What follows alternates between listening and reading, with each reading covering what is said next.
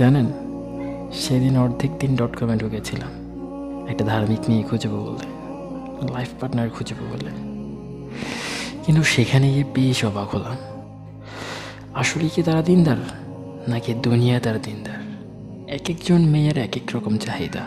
কেউ সরকারি চাকরিজীবী হাজব্যান্ড চাই, আবার কারো বিজনেসম্যান হাজব্যান্ড চাই, আবার কারো কারো তো নায়ক শাহরুখ খান চাই। আই মিন দিনদার শাহরুখ খান, নায়ক শাহরুখ খান না। ছেলেগুলো বেশ একজন সুন্দরী, রূপবতী, গুণবতী, ধার্মিক, বোকা, শিক্ষিত মেয়ে খুঁজে। আজকাল এগুলো পাওয়া যায় বলেন? এতটাও তো ইজি না পৃথিবীটা। কোনো বাবা তো তার মেয়েকে সহজেই কারো হাতে তুলে দেবে না, যদিও সে অনেক দিনদার, প্রচণ্ড ধার্মিক। কিন্তু তাও হবে না, কারণ তোমার ধার্মিকতা তোমার সম্পদের নিচে চাপা পড়ে গেছে। পাশাপাশি আবার নারীর সৌন্দর্য না থাকলেও সমস্যা, তাতেও তাদের দিনদারিতে চাপা পড়ে যায়।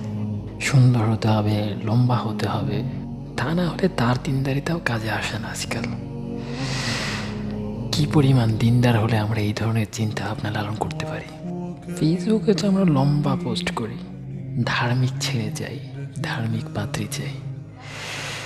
কিন্তু সবশেষে বুঝে গেল কি, সরকারি চাকরি আর সুন্দর না হলে কারো ক্ষেত্রে দিনদারি টিকে না।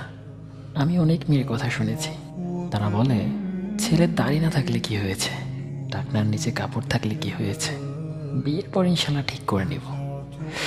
এবং অনেক ছেলেরাও বলে মেয়ে পর্দা করে না, সমস্যা নেই, নামাজ না পড়লে কোনো প্রবলেম নেই, বিয়ের পর ইনশাল্লাহ ঠিক করে নেব।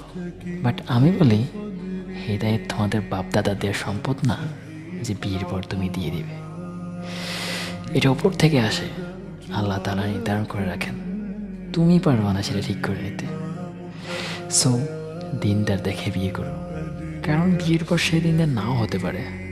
বাট তোমার দিনদারিতে টিকবে কি না তার 1%ও গ্যারান্টি নেই।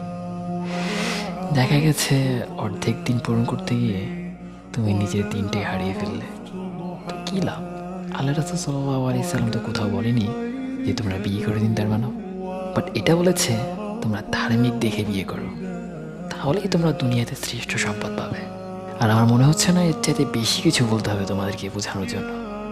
এতটুকুতেই বুঝতে পেরেছে হয়তো। ওকে, আল্লাহ হাফেজ।